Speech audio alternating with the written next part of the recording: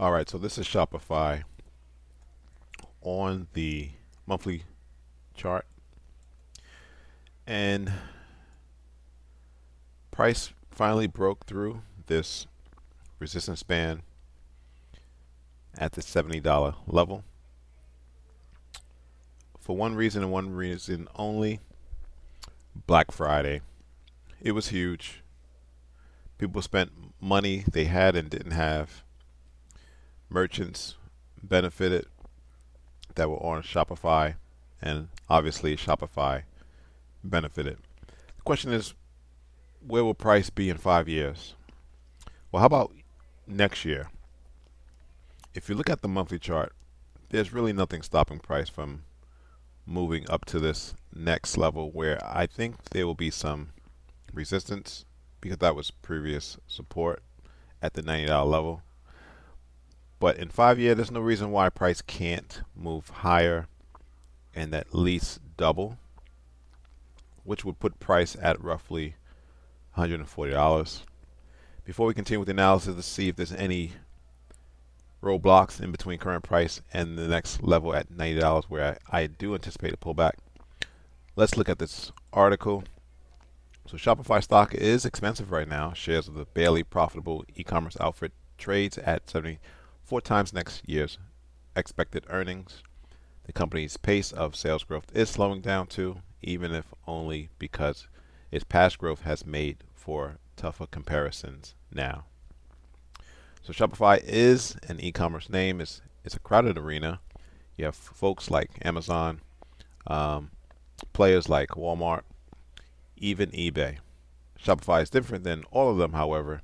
It doesn't operate a virtual mall showcasing all sellers' goods, in turn forcing them to compete head-to-head with one another. Rather, Shopify offers businesses the tools they need to launch and manage their own online stores. The company will say its hosted online stores facilitate roughly 10% of the U.S. e-commerce business. That's pretty huge.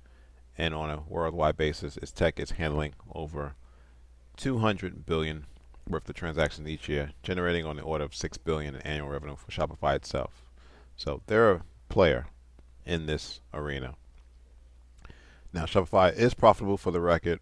The company swung to a profit in the wake of the COVID-19 pandemic. In fact, thanks to the swell of online shopping it spurred. While that wave of profitability didn't last, the swing back into black this year looks like it could persist. Now let's talk about valuation and profit margins.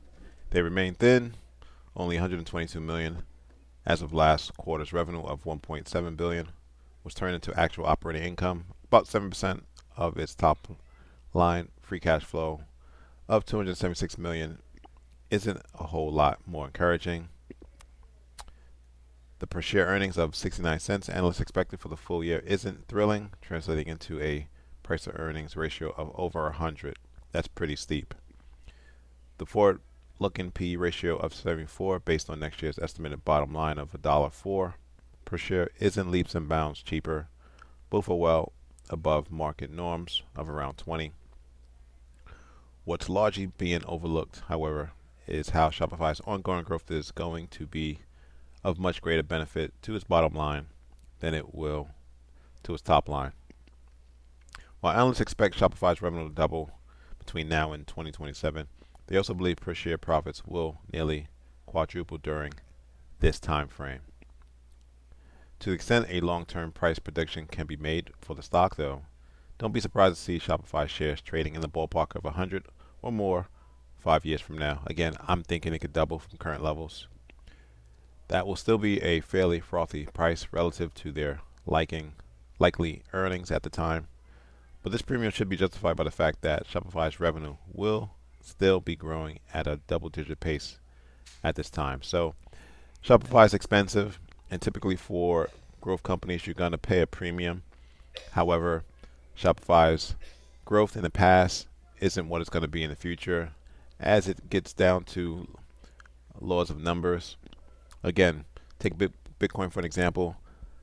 Bitcoin is very volatile. However, the volatility over time is going to be less because we're dealing with numbers in now the 40,000 range relative to 5 years ago, 10 years ago.